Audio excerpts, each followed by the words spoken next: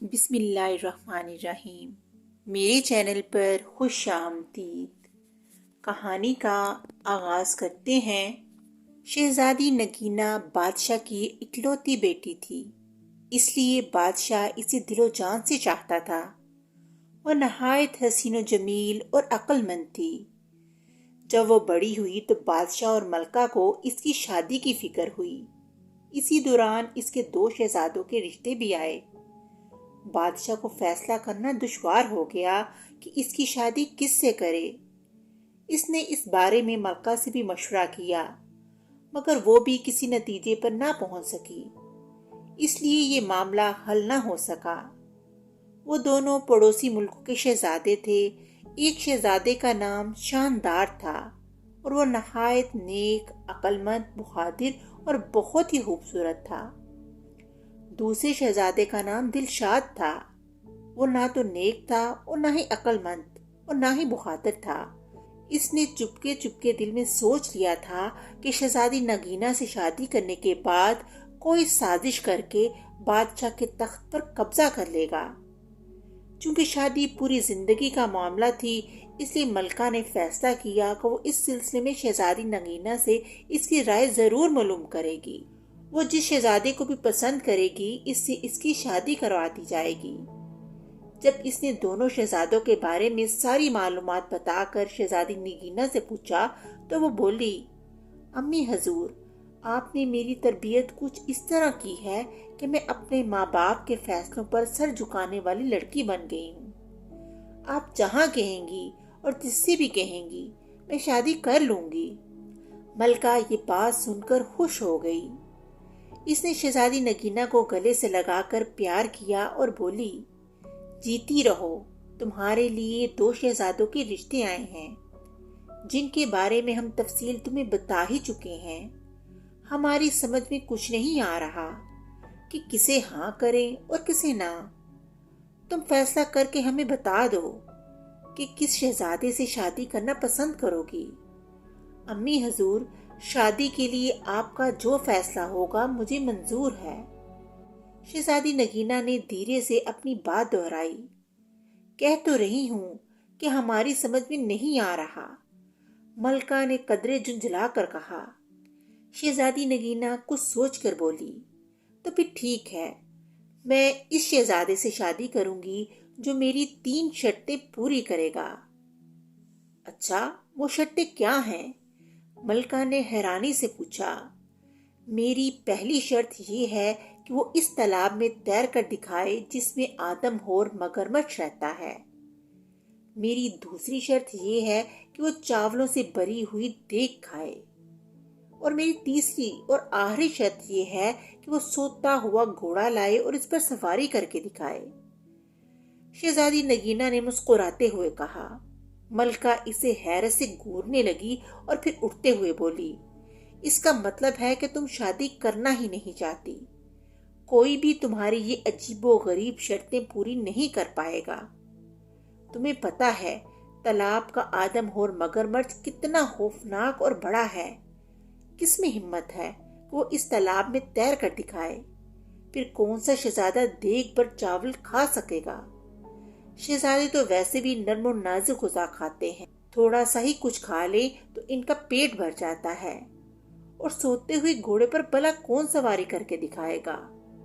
گھوڑا سوئے گا یا بھاگتا پھرے گا؟ اس کی باتیں سن کر شہزادی مسکرانے لگی۔ اسے مسکراتا دیکھا تو ملکہ کو تھوڑا سا غصہ آ گیا، اس لیے وہ ہفکی سے اٹھ کر بادشاہ کے پاس چلی آئی اور اس سے اس کی لاڈلی بیٹی کی شکایت کی۔ اس کی بات سن کر بادشاہ کے چہرے پر مسکراہٹ پھیل گئی۔ اس نے کہا، ملکہ، آپ شاید بھول گئی ہیں، آپ نے بھی تو اپنی شادی کے لیے 3 شرطیں رکھی تھیں۔ بہت سارے شہزادے ان شرطوں کو پورا کرنے میں ناکام رہے، مگر انہیں ہم نے پورا کر کے دکھایا۔ ملکہ کو وہ پرانی باتیں یاد آ گئیں۔ انہیں سوچ کر وہ مسکرانے لگی اور بولی، امی حضور، میری شادی اپنی بہن کے بیٹے سے کرنا چاہ رہی تھی اور وہ مجھے بالکل پسند نہیں تھا، اس لیے میں نے وہ شرطیں رکھی تھیں۔ پھر میری شرطیں تو ہمت اور جوان مردی والی تھی، ایک آدم ہو شیر کو خنجر سے مارنا تھا جس نے کئی انسانوں کو اپنا نوالا بنا لیا تھا۔ معصوم لوگوں کو لوٹنے والے ڈاکوؤں کو گرفتار کرنا تھا جنہوں نے غریبوں کی زندگی اجیرن کر کے رکھ دی تھی، اور پہاڑ کو کاٹ کر ایک نہر نکال کر کسانوں کی بنجر زمینوں کو سراب کرنا تھا۔ مجھے فخر ہے کہ آپ نے وہ تمام شرطیں پوری کر کے دکھائیں۔ آپ بہادر اور ہمت والے بھی تو بہت تھے، لیکن ملکہ کبھی کبھی ہم یہ سوچ کر پریشان ہو جاتے ہیں کہ اگر ہم آپ کی شرطوں کو پورا کرنے سے قاصر رہتے تو پھر آپ سے تو ہماری شادی نہ ہو پاتی۔ کیوں نہیں ہوتی؟ ملکہ نے اٹلا کر کہا، میں اپنی شرطوں میں یہ تبدیلی کر دیتی کہ آپ انہیں شادی کے بعد بھی پورا کر سکتے ہیں۔ پھر کچھ دیر خاموش رہنے کے بعد وہ بولی، پہلے میری یہ سمجھ میں نہیں آ رہا تھا کہ شہزادی کی شادی کس سے کریں۔ اب یہ سمجھ نہیں آ رہا کہ اسے کیسے سمجھاؤں کہ وہ اپنی بے سروپا شرطوں سے باز آ جائے۔ اس بارے میں آپ کو فکر مند ہونے کی ضرورت نہیں۔ ہماری شہزادی چاہتی ہے کہ اس کا شوہر بہادر ہونے کے ساتھ ساتھ عقل مند بھی ہو۔ اگر کوئی ذرا سی بھی عقل لڑائے تو شہزادی کی شرطیں بآسانی پوری کر سکتا ہے۔ ہم دونوں شہزادوں کے سامنے شہزادی نگینہ کی شرطیں رکھیں گے۔ جس نے بھی انہیں پورا کر دیا اس کی شادی شہزادی سے کر دی جائے گی۔ پھر بادشاہ نے ایسا ہی کیا۔ اس نے ایلچی بھیج کر دونوں شہزادوں کو ان کے ملک سے اپنے محل بلوا لیا۔ دونوں شہزادے اپنے اپنے مصاحبوں اور غلاموں کے ساتھ حاضر ہو گئے۔ بادشاہ نے سب کو شاہی مہمان خانے میں ٹھہرایا اور ان کی خاطر مدارت کے لیے خاص انتظامات کروائے۔ جب شام کو بادشاہ ان شہزادوں سے ملا تو اسے شہزادہ شاندار بہت پسند آیا۔ وہ اس کی شکل و صورت اور وجاہت سے بہت متاثر ہوا۔ اس کا باپ بہت اچھے طریقے سے اپنے ملک پر حکومت کر رہا تھا، جس کی وجہ سے رعایا بہت خوشحال تھی۔ ملکہ کو بھی وہ شہزادہ بہت پسند آیا۔ دوسرا شہزادہ جس کا نام دلشاد تھا دونوں کو ایک آنکھ نہ بایا۔ بادشاہ کو محسوس ہوا کہ وہ ایک خوش آمدی اور چاپلوس قسم کا نوجوان ہے۔ اس بات سے بادشاہ نے اندازہ لگا لیا کہ وہ نہایت چلاک اور عیار آدمی ہے۔ ملکہ کو تو شہزادہ شاندار اتنا اچھا لگا کہ وہ شہزادی نگینہ کے پاس گئی اور اس سے بولی، بیٹی تم اپنی شرطیں واپس لے لو اور شہزادہ شاندار سے شادی کر لو۔ ایسا شوہر تو قسمت سے ہی ملتا ہے۔ اگر پہلی شرط کے دوران ہی مگرمچھ اسے کھا گیا تو بہت برا ہوگا۔ شہزادی نگینہ نے اٹل لہجے میں کہا، اگر میں اپنی شرطیں واپس لے لیتی ہوں تو اس میں میری بے عزتی ہے۔ شہزادہ اگر میری شرطیں پوری کرتا ہے تو ٹھیک ہے، ورنہ وہ اپنے گھر واپس جا سکتا ہے۔ ملکہ مایوس ہو کر لوٹ گئی۔ دونوں شہزادوں کی ملاقات شہزادی نگینہ سے کروائی گئی۔ وہ انہیں محل سے کچھ دور جنگل کے نزدیک تالاب تک لائی اور ان سے کہا، یہ ہے وہ تالاب جس میں ایک آدم ہو ہونہار مگرمچھ رہتا ہے۔ کیا آپ دونوں اس تالاب میں تیر کر دکھائیں گے؟ اس کا یہ کہنا تھا کہ اسی وقت ایک بہت بڑا مگرمچھ اپنا منہ کھولے تالاب کے کنارے پر آ گیا۔ اسے دیکھ کر شہزادہ دلشاد خوفزدہ ہو گیا اور بولا، جان ہے تو جہان ہے، میں تو اس تالاب میں ہرگز نہ جاؤں گا۔ شہزادی کی دوسری شرط بھی بہت سخت تھی، دیگ بھر کر چاول تو کوئی دیو ہی کھا سکتا ہے۔ اس کے علاوہ میں سوتا ہوا گھوڑا کہاں سے لاؤں اور اس پر سواری کیسے کروں؟ میں تو چلا، مجھے نہیں کرنی یہ شادی۔ یہ کہہ کر وہ چلا گیا۔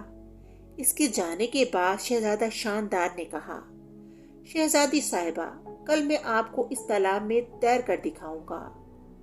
رات ہوئی تو اس کے ساتھ آئے ہوئے غلاموں نے تالاب میں ایک بڑا سا جال ڈال کر مگرمچھ کو پکڑ لیا اور دور ایک دریا میں چھوڑ آئے۔ اگلی صبح ملکہ، بادشاہ اور شہزادی نے دیکھا کہ شہزادہ مزے سے تالاب میں تیرتا پھر رہا ہے۔ شہزادی نے پوچھا، اس مگرمچھ کا کیا ہوا؟ وہ کہاں گیا ہے؟ اسے میں نے پکڑوا کر دریا میں چھوڑ دیا ہے۔ آپ کی پہلی شرط میں نے پوری کر دی۔ مجھے امید ہے آپ اس بات پر اعتراض نہیں کریں گی کہ میں نے مگرمچھ کو دریا میں کیوں چھڑوایا۔ آپ کی شرط صرف دریا میں نہانے کی تھی، مگرمچھ سے لڑنے کی نہیں۔ شہزادے نے تالاب سے باہر آتے ہوئے کہا۔ ملکہ نے یہ بات حیرانی سے سنی۔ بادشاہ مسکرا رہا تھا اور شہزادی نے کہا، بالکل ٹھیک شہزادے، آپ پہلی شرط جیت چکے ہیں۔ میری شرط ہی یہ تھی کہ آپ تالاب میں تیر کر دکھائیں۔ میں آپ کی ذہانت کی قائل ہو گئی۔ دوپہر ہوئی تو شہزادی نگینا نے کہا، شہزادے، آپ مجھے دیگ پر چاول کھا کر کب دکھائیں گے؟ شہزادے نے کہا، ابھی تھوڑی دیر بعد۔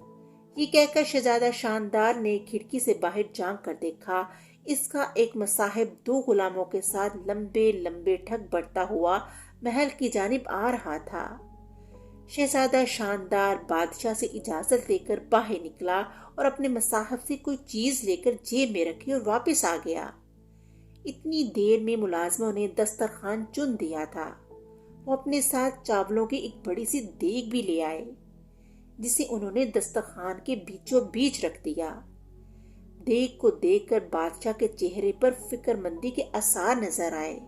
کیوں میاں صاحبزادے، آپ کھا لیں گے دیگ بھر کر چاول؟ ایک دیگ کیا، میں تو 2 دیگیں بھی کھا سکتا ہوں۔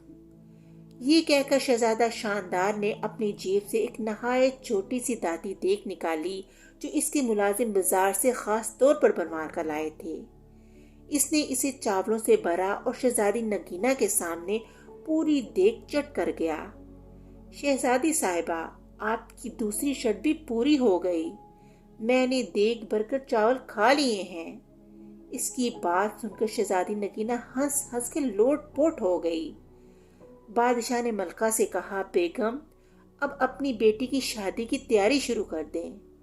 مجھے تو یوں لگ رہا ہے کہ یہ شہزادہ تو سوتے ہوئے گھوڑے پر بھی سواری کر کے دکھا دے گا۔ شام کو بادشاہ، ملکہ اور شہزادی نگینا اپنے باغ میں چہل قدمی کر رہے تھے۔ اچانک انہوں نے شہزادے شاندار کو ایک گھوڑے کے ساتھ آتے ہوئے دیکھا۔ وہ قریب آیا تو بادشاہ حیرت سے بولا، شاندار بیٹے، یہ گھوڑا لیے کہاں پھر رہے ہو؟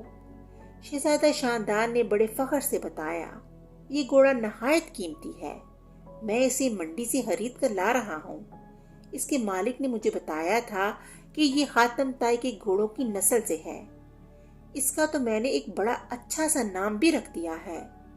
گھوڑا واقعی بہت خوبصورت تھا۔ شہزادی نگینا کو بھی بے حد پسند آیا۔ اس کا رنگ ہلکا قطعی تھا اور اس کی گردن پر بڑے بڑے چمکدار بال تھے۔ شہزادے، کیا نام رکھا ہے آپ نے؟ اس نے بڑے اشتیاق سے پوچھا۔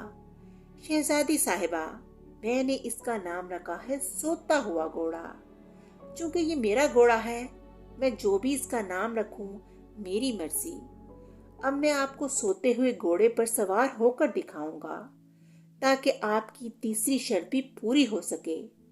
یہ کہہ کر شہزادہ شاندار رکاب میں پاؤں ڈال کر گھوڑے پر سوار ہو گیا اور ایڑ مار کر اسے دوڑاتا ہوا باغ کا ایک چکر لگا کر دوبارہ ان لوگوں کے پاس آ گیا۔ یہ سب دیکھ کر ملکہ اور بادشاہ کا ہنستے ہنستے برا حال ہو گیا۔ شہزادی نگینا بھی مسکرانے لگی۔ کچھ دیر بعد وہ بولی، ابا حضور، ہم چاہتے تھے کہ ہماری شادی ایک ایسے شہزادے سے ہو جو بہادر ہونے کے ساتھ ساتھ عقل مند بھی ہو۔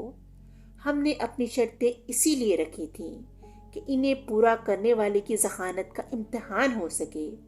خدا کا شکر ہے کہ ہمیں ایسا شہزادہ مل گیا ہے۔ اس کی بات سن کر بادشاہ اور ملکہ نے سکھ کا سانس لیا۔ تھوڑے دنوں بعد دونوں کی خوب دھوم دھام سے شادی ہو گئی اور وہ دونوں ہنسی خوشی رہنے لگے۔ اس طرح کہانی کا اختتام ہو گیا۔ اگلی کہانی کے ساتھ پھر ملیں گے، تب تک کے لیے اللہ حافظ۔